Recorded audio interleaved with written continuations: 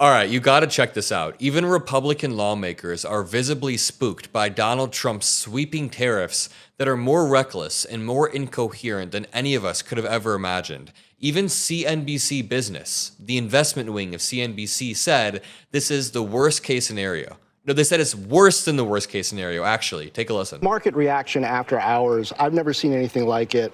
This, I think fair to say, is worse than the worst case scenario of the tariffs that many in the market expected the president to impose. You laid out a number of the percentages there, and there's some question of how the administration calculated the percentages that they're responding to in each of these cases. Are they adding in value-added taxes? He talked about,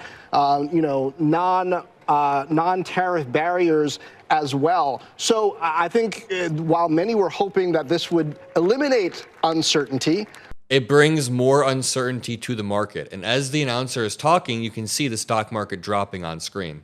There's going to be more uncertainty in the market, and from those watching policy tomorrow on, if countries push back on how these non-tariff barriers were calculated. If they retaliate and we start a trade war, the market will continue to drop. And I've said this over and over, but you can promote buying American without punishing Americans. If the goal is to actually strengthen U.S. manufacturing, you can invest in innovation at home or clean energy or education or supply chains, not artificially jacking up prices because you want to scare factories or scare manufacturing plants. I mean, listen to Senator Rand Paul explaining how Republicans lost 50% of their seats after McKinley did similar tariffs. Tariffs have also led to political decimation. When McKinley most famously put tariffs on in 1890, they lost 50% of their seats in the next election. He said political decimation. Sorry, this is just too good. And I know it comes at the cost of American people, but tariffs have also led to political decimation. When McKinley most famously put tariffs on in 1890, they lost 50% of their seats in the next election. When Hott Smolley put on their tariff in the early 1930s, we lost the House and the Senate for 60 years. So they're not only bad economically, they're bad politically. Bad economically, bad politically, they're just dumb. And Senator Rand Paul seems to be openly pushing back here. Too little, too late. Let's check out what he said. What's the rationale for getting behind this? Well, one, we should not live under emergency rule. The Constitution said taxes are raised by Congress. Most specifically, taxes originate in the House and come to the Senate. So I'm against emergency rule. But on the tariffs in particular, on the idea of trade, trade is proportional to wealth. The last 70 years of international trade has been an exponential curve upwards, and the last 70 years of prosperity has been upwards also. It feels corny to say, but I did a live stream earlier, and I just said the exact same words. It's like Senator Rand Paul was watching the stream. Obviously not really, but I was saying we have a mutually beneficial relationship that we've spent decades building up with other countries to a point where we're at an unparalleled level of prosperity. Yes, there are a lot of problems in the world still, but compared to what the Earth looked like 100 years ago, we're doing pretty solid. We are richer because of trade with Canada, and so is Canada. Yeah. Whenever you trade with somebody, when an individual buys somebody else's product, it's mutually beneficial. Yes, literally, thank you. And it also helps poor countries and helps rich countries alike. Poor countries benefit a lot from trade. They can develop. They can gain something because they have stuff that we don't have. Over here, Armin says the only two countries on Earth exempt from Trump's tariffs are, no joke, Russia and North Korea. This is absolutely beyond parody. You could not write this in a script. It is totally beyond parody. Mike Pence even tweeted out, 69% of Americans in this Fox News poll are right. Tariffs on imports will make products you buy more expensive. And Americans seem to understand the truth.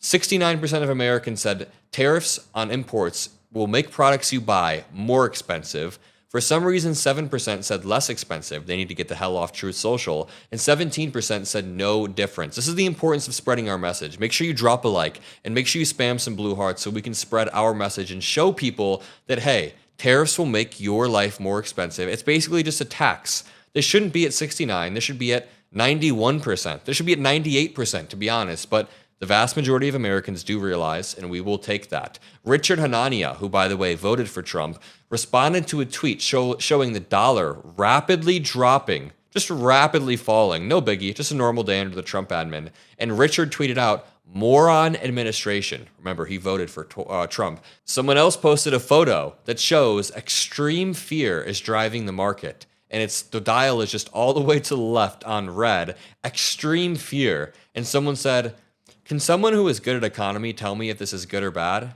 I don't know if we want there to be fear or we don't want there to be fear. I can't tell."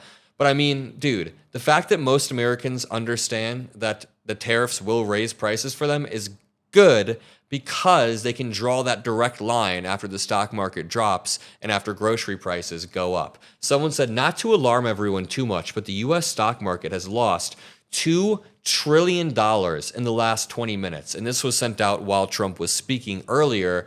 But check this out. While Trump was speaking from the Rose Garden, we just see a massive drop in the market. It breaks through the day's lows and it tanks. Andy says, gonna be a bloodbath on Wall Street tomorrow. Investors will lose billions. Retirement accounts will further be slammed. Inflation will keep rising. Companies will lay off millions. Unemployment will spike. GDP will drop. Recession coming. He's destroyed the best economy in decades.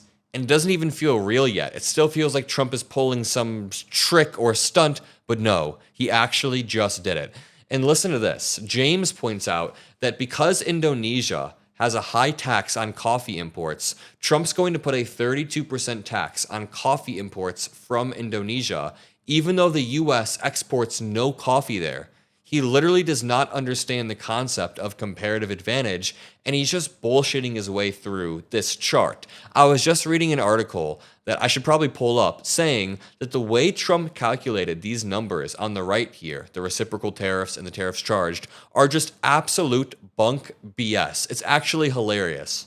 And Twitter is just on fire right now. You know, I was going to play a clip from Trump's speech, but I don't even want to listen to him right now. Someone said, "I'm no economist, but you all are so cute trying to make sense of the numbers. He made them up. Poof. Promise. You and I will get to the same place." And he basically did make up the numbers, but through some weird math, like ass backwards math. Someone else said, Trump's Liberation Day speech is filled with misinformation. The USA has higher tariff and non-tariff trade barriers than 68 other nations, according to Heritage. So the idea that the United States is being ripped off when we have higher tariff and non-tariff trade barriers is laughable. And just like Senator Rand Paul was saying earlier, you know, I don't agree with him on much, but most trade, basically all trade, is mutually beneficial for the countries involved. That's why we've done more of it as the years go on. Trump is always citing presidencies from like 1890, from 150 years ago or whatever the hell,